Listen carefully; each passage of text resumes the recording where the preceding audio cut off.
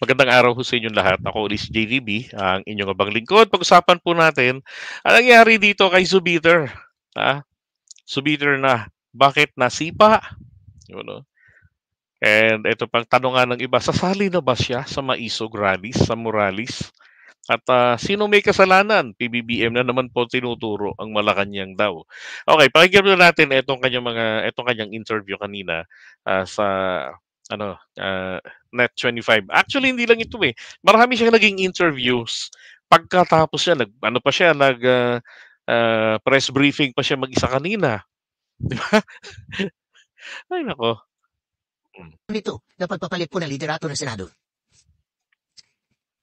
Alam mo, Alex and Ali, nung January pa lang, nung kinontra po natin yung People's Initiative, naramdaman ko po na parang Okay, ito yung ginawa po nila na sinasabi niya yung sa People's Initiative. So lahat po sila ng mga 24 senadores natin, nagkaisa. Naalala niyo si Robin Padilla? Pirma lang ang pinalalagay, gumawa na ng nobela, sumulat na. Yan. Okay, so ito yung tinutukoy niya. Balik.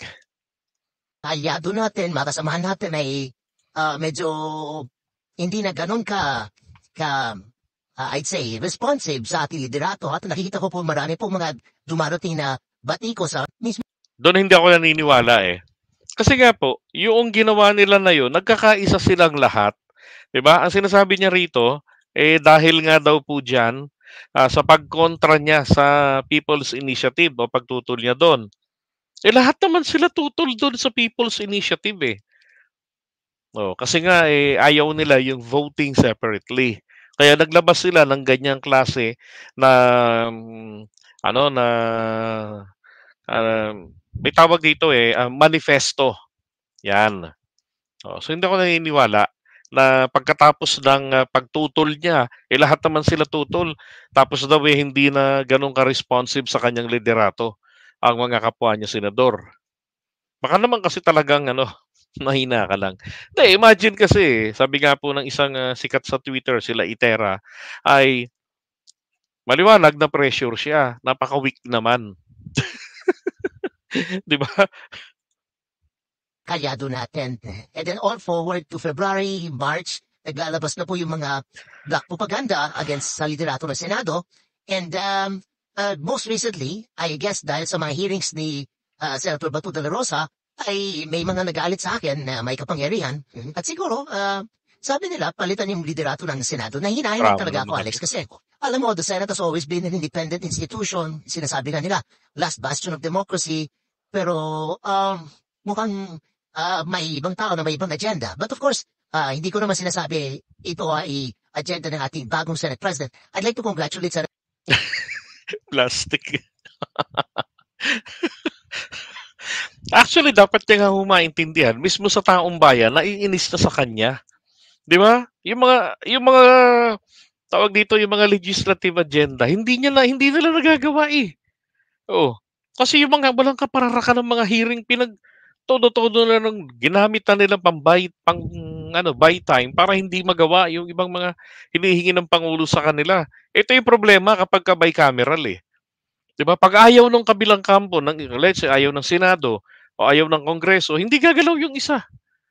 'Di ba nagkakaroon ng power tripping at kakailanganin para mapagalaw sila, pagsasampalin mo ng pera. Yun, magsisikilos tong mga 'to. President Chis Escudero sa pag-ascend niya po as bilang Senate President ng Republika ng Pilipinas. Ang akin lang po, naramdaman ko talaga ng hirap ng itong nakarang 5 buwan. Yumakap yung mga humuda sa kanya. Yan yung mga humuda sa kanya, yumakap. Ang ouster niya nga ho pala ay eto si Escudero, then yung mag-inang Villar, si Grace Po, Revilla, Tolentino, Estrada, si Jinggoy, Cayetanos, yung magkapatid, sila Pia at saka si Alan, and then si Bongo, si Robin Padilla, si Amy Marcos, mga radyo sa litrato, si Lito Lapid, si Min Gatchalian at saka si Idol, si Rafi Tulfo. Yan ang mga ouster niya. 15 na pumirma. Kung tutuusin ha, this is, yung resignation niya is just a graceful exit. Ang totoo po, nasipa siya. Masakit po yung pagkakasipa sa kanya ng mga kasama niya. Ang boto na kailangan para makapag-elect ng bagong Senate President is just simply um, 13 votes only. Just a simple majority.